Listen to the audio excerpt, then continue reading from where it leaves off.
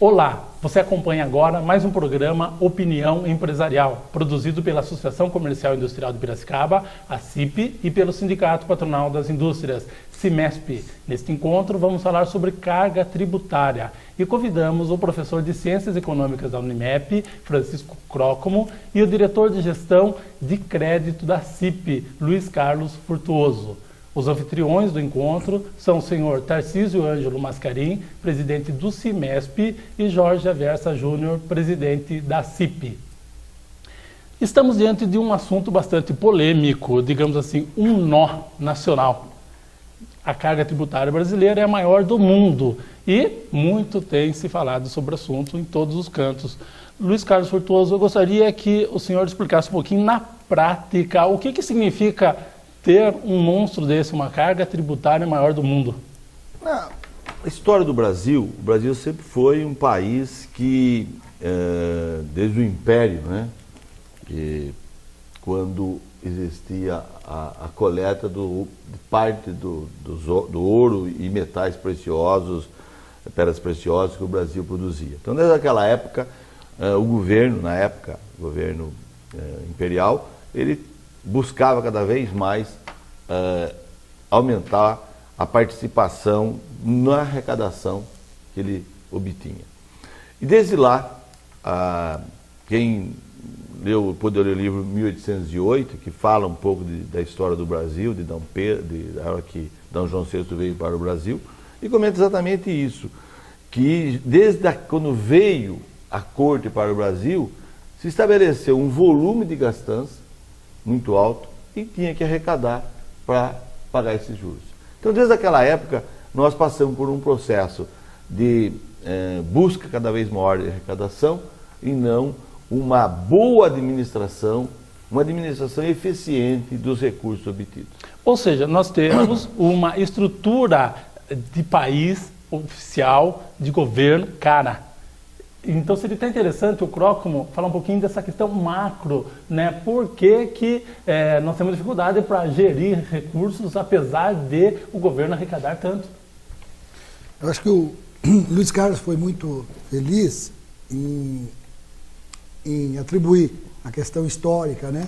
O império, da formação do país. Na verdade, os problemas que a gente tem hoje tem muito a ver com a nossa formação, né? E do ponto de vista da economia, então ele foi perfeito nisso, do ponto de vista da economia, a gente teria que inverter, né? Na verdade, existe necessidade, ao longo da história, foi provado que existe a necessidade do Estado. Estado do ponto de vista governo, não é? Porque a economia, na verdade, eu estou falando da questão macro, né? A economia, na verdade, tem que ser organizada, dirigida. As histórias das crises do mundo, né? 29, essa recente agora, né, 2007, 2008 e atual, sempre vão ter necessidade de haver algum direcionamento, não é? E para isso você tem que ter gente que pense, não é? Assim como a gente tem no município, né, a prefeitura, a Câmara. Então isso aí custa, claro que custa, mas tem que ser uma estrutura mais leve, não pesada. Quer dizer, historicamente ficou-se uma estrutura pesada aqui no país, né? Não tem pouca participação da população, participação mais no recurso e menos na participação de ideias, né?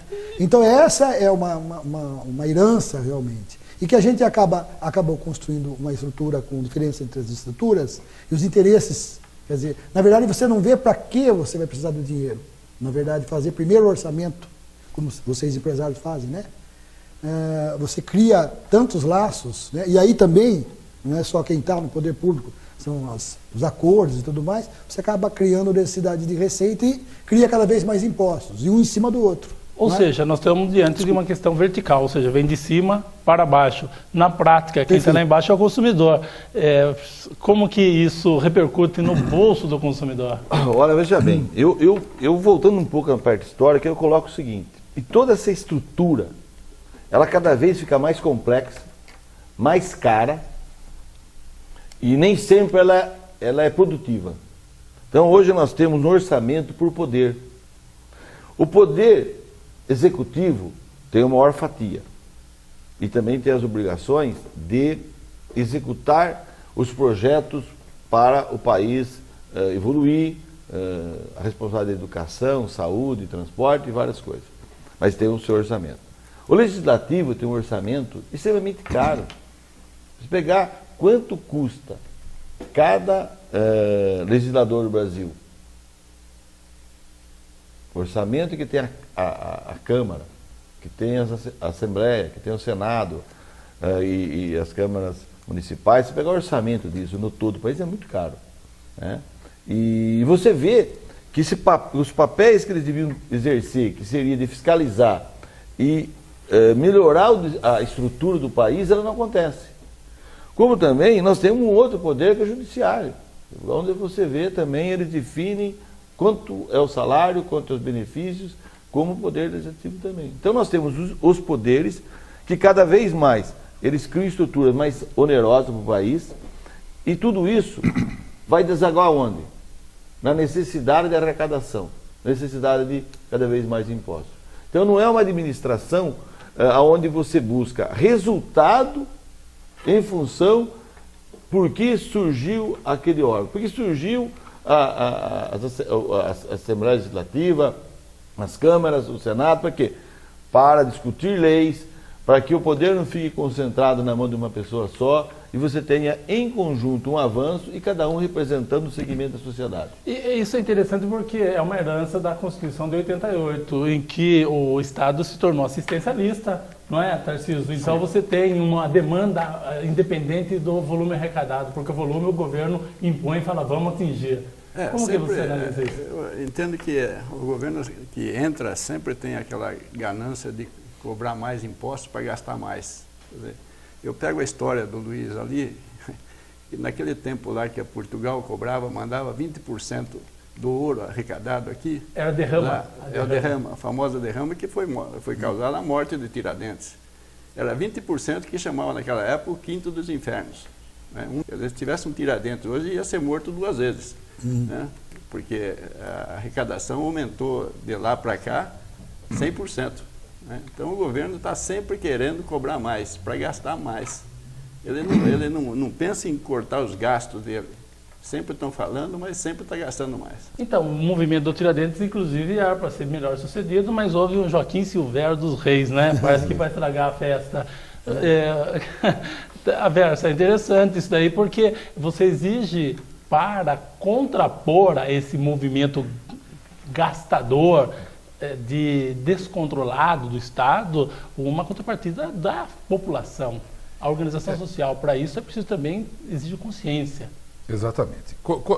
É feito o processo inverso aqui no Brasil e em vários lugares do mundo. Então, primeiro gasta-se e depois arrecada-se de acordo com o gasto. Então você vai aumentando aquela massa, fazendo um custo da máquina crescer, às vezes por interesses políticos, às vezes por interesses econômicos, por alguns interesses. E se você vai crescendo a máquina e vai gastando-se e depois arrecadando, porque você não arrecadar, e de uma maneira muito sem transparência. Nem um próprio contabilista consegue entender mais os cálculos que você faz para o imposto. Os impostos eles são totalmente complicados, né? Então, assim, que a gente não consegue entender muito como, nem para fazer nem para o empresário ou para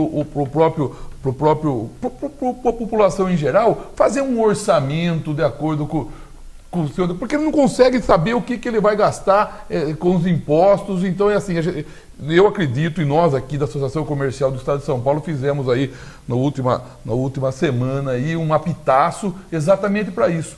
Exatamente para alertar, para acordar. O apito, o símbolo apito é para acordar a população. Não é um empresariado só, porque quem paga imposto, na verdade, não é um empresário. O empresário, ele paga lá o imposto de renda, mas quem paga, na verdade, o imposto é a população. Está embutido no preço. Está embutido. População. É isso que a gente está lutando aí, já aprovado no Congresso Nacional, já aprovado na Câmara, no Senado, agora a Câmara tem que aprovar, destacar o que é o preço do produto e o que é o imposto na própria nota. Para o povo começar a consciência, como você falou, a consciência. Eu acho que o povo brasileiro tem que começar a ter consciência do que é o imposto e que ele paga imposto, que quem paga imposto é a população. E com a consciência a gente tem que procurar transparência, aí os governantes sim, vai ter que falar, vai ter que ir para o debate, para que é usado esse imposto, para que tem o imposto. Logicamente que nós aqui ninguém aqui vai sair defendendo a sonegação, ninguém aqui vai sair defendendo a não ter mais impostos. Então são tudo utopia, mas assim, vamos ter impostos justos e vamos saber como usá-lo. Dentro dos padrões internacionais. Digamos que a conversa está muito boa e temos mais na sequência. Vou encerrar agora esse primeiro bloco e aguardo você na continuidade do debate.